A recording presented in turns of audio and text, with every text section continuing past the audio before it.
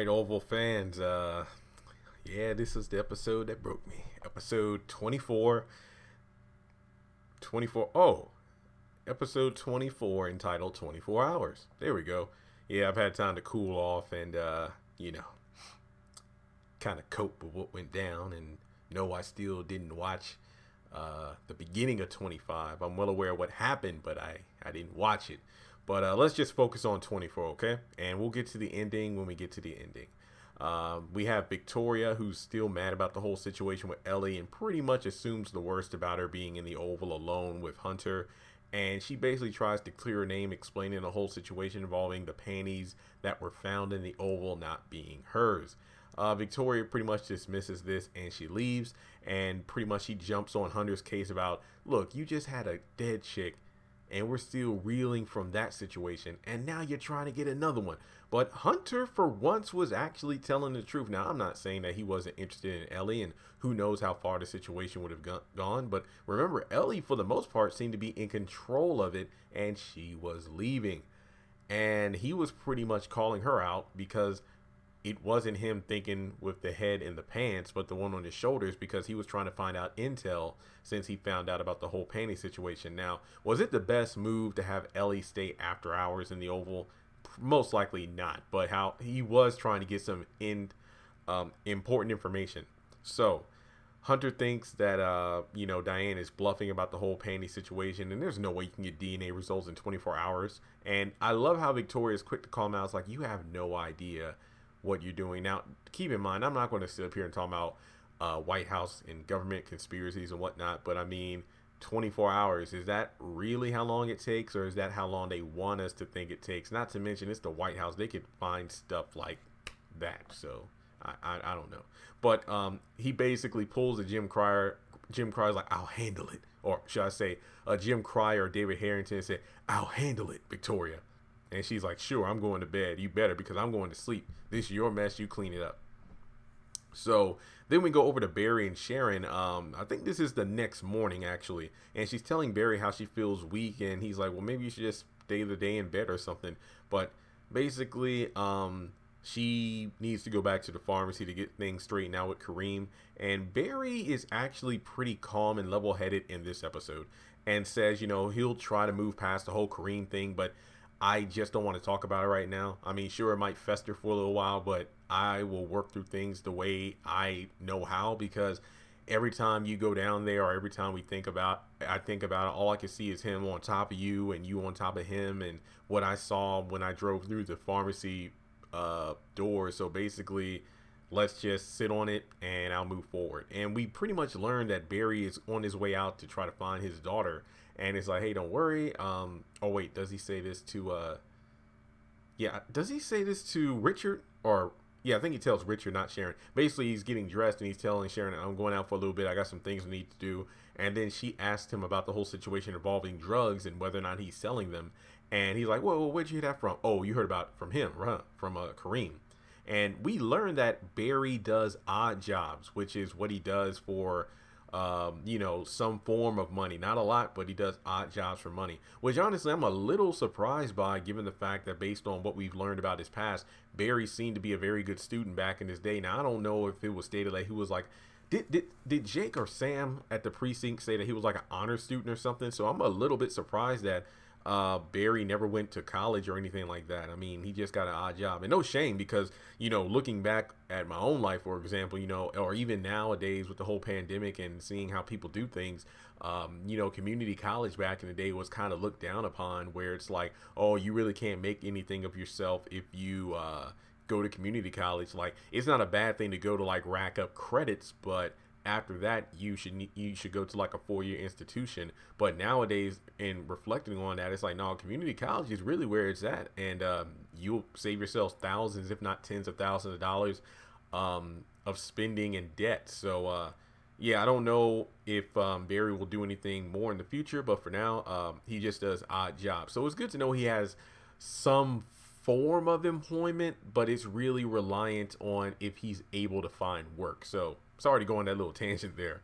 We go downstairs, Richard and Barry apparently Richard not only got dressed, but he made it downstairs himself, and he cooked and made breakfast. And Barry's, just concerned about his dad not taking it slow.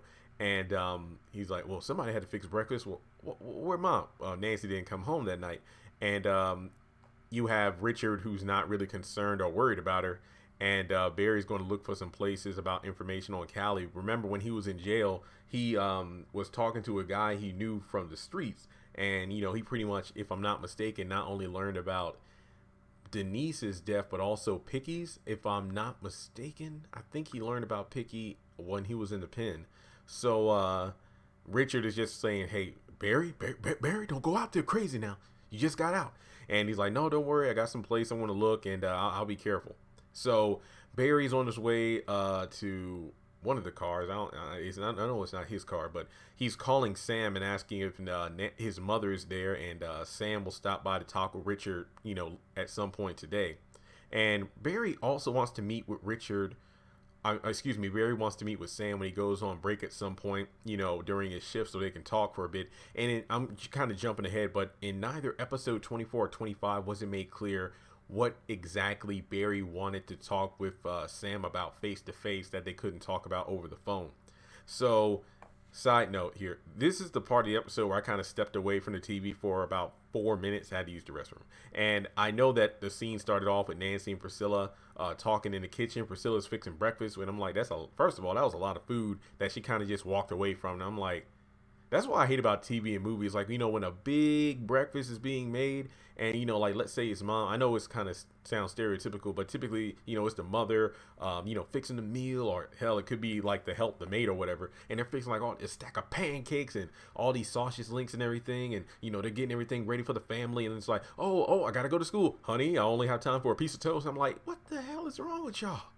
Like, for real, like all that good food, and you ain't even going to sit down to enjoy. You're just going to jump in your ride and go off somewhere. So again, sorry, I did not mean to go on that tangent, but to see all that delicious food, man, because I tell you, it reminds me of living at home, like, waking up in the morning, hearing that of either like, not just the sizzling of either sausage or bacon in the skillet, or that smell hitting your nose. And yeah, like I said before, guys, for like the 15th time, I'm sorry for these little tangents, but I'm actually feeling in a much better mood because I kind of want to lighten the episode up, review up, because we know what happens at the end. So please bear with me now. So don't think I'm going on these tangents on purpose. But to be honest, I'm reading through my notes and my mind was going a million different places watching the episode. But yeah, I just know that before I went to the restroom real quick, I know that Nancy was talking about how, hey, the thing with Richard is a big thing to deal with. It can't be handled at the time because Priscilla's like, look, y'all been married for a long time.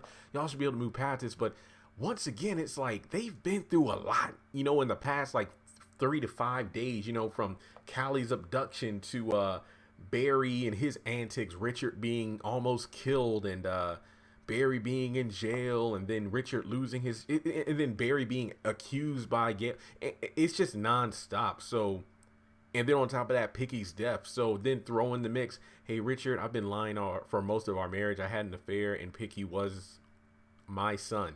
That's a lot to take in. Forgiveness really isn't something that would come right away. Not to mention Nancy not saying who the affair was with. But in any case,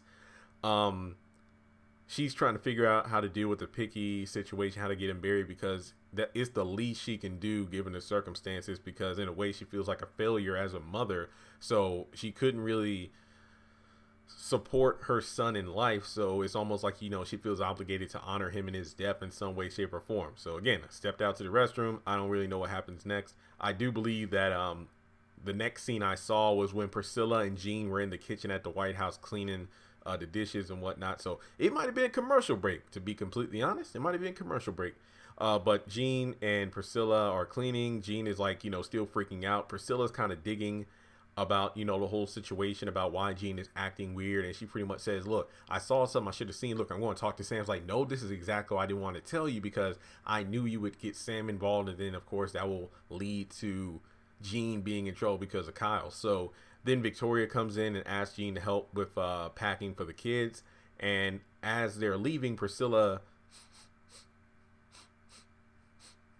if you saw my GIF when I was tweeting, it was Dwayne The Rock Johnson. It's like, what's his catchphrase? Like, what's cooking or what's that smell? And it's like, it's kind of ironic that she was making that face because she recognized the perfume smell from Sam in his jacket, which is kind of interesting that she would act that way, because it's like Sam literally told, if I'm not mistaken, okay, so you had the one scene where they're driving back from the hospital and Victoria's like, oh, what's this smell on your what's this perfume on your jacket? And then there was the episode when Sam was going around to the different bunkers telling staff members, hey, the drone situation's handled, please go back to your shifts and whatnot. And then him and Priscilla were the only ones in there, and she smells the perfume, was like, hey, don't worry, the first lady was cold, I gave her my jacket. So Priscilla was well aware that that smell was coming from Victoria's perfume. So why exactly would she be acting suspicious about that aroma being the perfume when Jean and Victoria left the kitchen? Huh. All right. So in any case, we go over to the kids' room. I think Gail and Jason are just sitting up there. Victoria's telling the kids they're going away with their grandmother. And, obviously Jason doesn't want to go, but pretty much it isn't just a situation about the brunch they were in. He was touching himself, but also taking Hunter's password and then using it to look at all that crazy porn and whatnot. So basically, Victoria snaps at Jean to help her kids pack. And when Jason goes to his room and Victoria leaves, I believe another agent comes in and says that somebody was at the White House. I didn't catch the name. I think it was Kyle. I think that because I think they were using the last like agent so-and-so, like they were saying the last names instead of like the first name. So correct me if I'm wrong. I think he was addressing Kyle being at the White House. And she asked about Sam, if you could let me know when Sam gets here. And Jean is helping Gail pack. Gail is just pissed because he's like, hey, do you learn anything about Picky? He's like, no. And it's like, look, you seem like you care about your job. It's like, I'll tell what you said. And then Jean's like, I don't give a crap. Talk if you want to. I hate everyone in here. And then she just storms away in the bathroom. All right, so then we go over to Diane and Donald. Let's see. Yeah, one agent is dead and one is in intensive care. Diane is pretty much trying to figure out exactly what's going on, because I think Donald's telling her to chill out because the president knows about the accusations involving Ellie. And it's like, hey, Diane, you're really good at your job, but you can come off as a bit, say it, abrasive. And then she's like, oh yeah, you meant the B word, huh? Like, no. He was going in about the whole DNA test. Like, look, you need to stop that test right now and give me those panties. I don't know why, but the wording of that was just hilarious. But she'll go get them, and we know that was a damn lie. Because later on in the scene, she gets on the phone with the person while sitting with Donald saying cancel the results. But as soon as she gets back to her office, like, nope, get the results. I want to be the first and only one who knows once those results are back.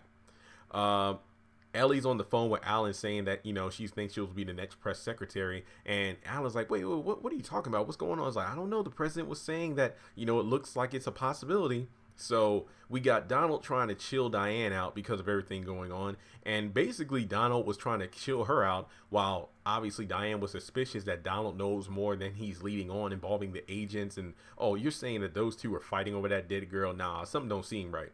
But then we go over to Kyle and Victoria, and he pretty much confirms that the mattress was disposed of. It was burned. I got video evidence. You got copies? No, ma'am. I'm clearly in the video. I'm not trying to build a case against anyone, because Victoria is suspicious about everyone and everything going on in the White House. So he says, after I show Hunter, I'm going to delete the video.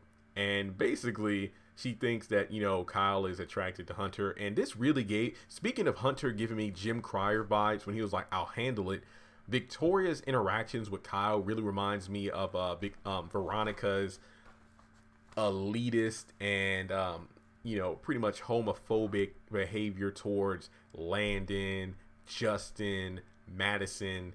I wouldn't say Jeffrey per se. Yes, she acts that way towards Jeffrey, but she has a specific way of acting towards men who she feels are gay or are interacting with Jeffrey. That's really the vibes I was getting from Victoria there. All right, so we hop over to Sharon and Kareem. She's trying to, I guess you could say, make things right with Kareem and get her job back, but she's upset because neither Kareem nor Barry want to talk about their feelings. And it's like, to be fair, I've been to Kareem in regards to how he was acting there. It's like, you want to talk to me after you rejected me, and it's like, and you expect everything to be cool. No, it's done, fam. We ain't, nah, leave me alone. So he pretty much says that he never broke up with Michelle, and I think that was a lie. I think he was just trying to save face. But basically, he gets into it with her saying, you know what, you need to get up out of here. You're done. But she's like, fine, I need my money. And the way she was saying it, and then the way he reacted, I don't think she was referring to simply, hey, well, I need my money from when I was working here up until you fired me. Basically, from my last paycheck to when you fired me last night, I want my money.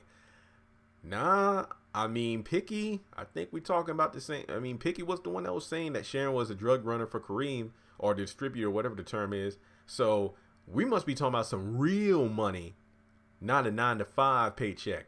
Because just based on the way she said it and the way Kareem was like, fine. And then she goes to the back to get her lab coat. It's like, look, I'm going to work here. And we're going to keep it strictly business. The way she twisted her, nah. Y'all talking about Barry. No, they're the ones doing foul. All right, so then we go over to Nancy and Priscilla.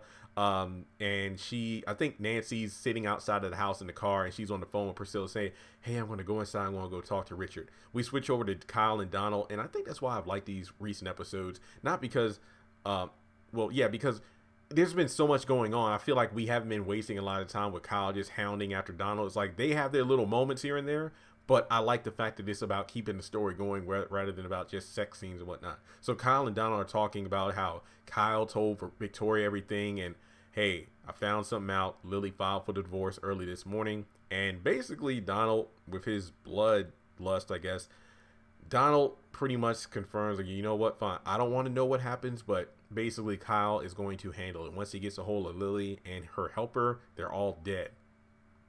And no, Lily and Bobby weren't in any of these episodes, which makes no freaking sense. All right, so basically Kyle's also saying that I'm going to build a case that Max and Yuma were showing Denise around the Oval just to get brownie points with her, and that explains why there were panties in the seat cushion in the Oval. So Kyle, creepy as hell and whatnot, the dude knows he does his job well. I don't like him, but he knows how to do his job.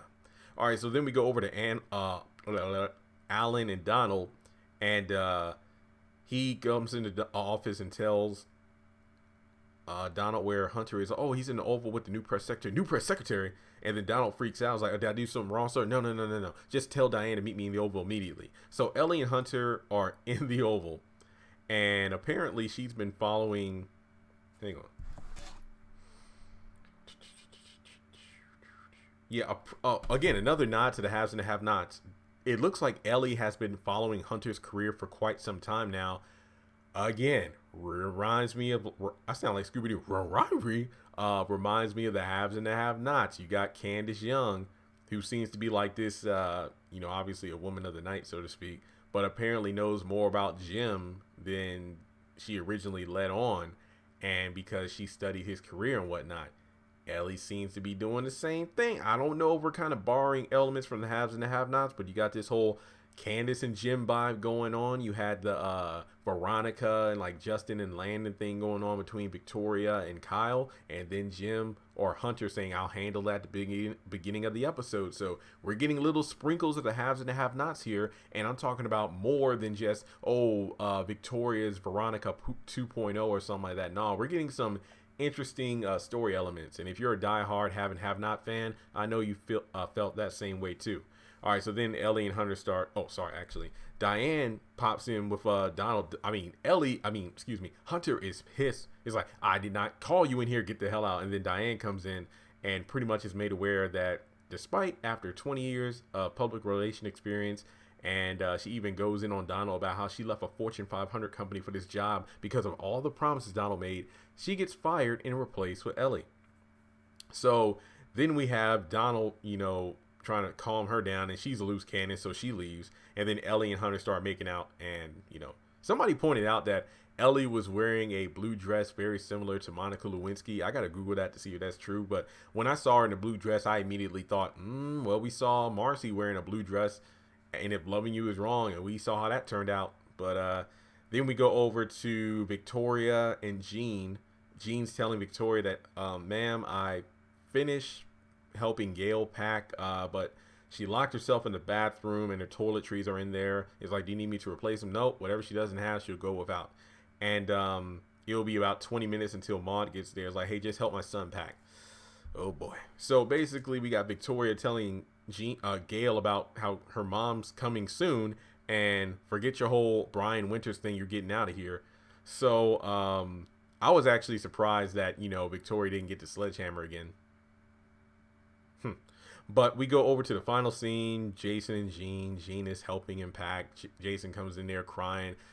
Bro, when you see snot coming from a person's nose like that, it ain't like, I hate this family. I want to kill my parents, and I don't want to go with my grandmother. And it's like, my dad, he has whores, and they're punished. And look, and they suck. Do you suck? Wait, what? And he's like, you're here to serve. Like, don't call me sir again. And then she goes to the closet, and then we know what happens. I don't want to talk about it, okay? Starts hitting her, and I hear, we know what happened, all right? So I don't want to talk about it. But overall, this, in some ways, now that I think about it, in some ways, I feel like look, don't get me wrong, episode 25 had so many great moments, but, and hang on, I don't want to be biased here. Again, I am going to include the Jason and Jean scene in the scoring, but I want to think about the episode overall. Let me just look at it real quick, because some people saying like, man, I was online last night tweeting people like, man, here we are, episode 24, we're halfway done and they're dragging their feet. I think this episode did a great job setting things up for episode 25 in more ways than one, and in a lot of ways I do feel like it did things better than episode 25. So I'm going to give this episode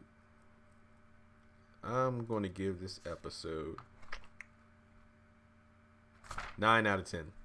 Because trust me, I did have my problems with episode 25. And no, they weren't just involving the Jean and Jason stuff. There were a lot of problems, which I'll talk about in my season finale review. So if you could just bear with me, I will have my episode 25 review up either later today or over the weekend. So just hang in there. And my Have and Have Not episode 1 review is coming soon, along with the If Loving You Is Wrong one, because I watched both episodes over the past 24 hours. I just have not recorded the footage. So with that being said, let me know your thoughts on episode 24 hours. Make sure you liked the video. Comment your favorite moment from the episode itself. And if you would like to donate to the channel, feel free to do so on PayPal, Cash App, or hit me up on Patreon. You can join in for as little as $1 a month.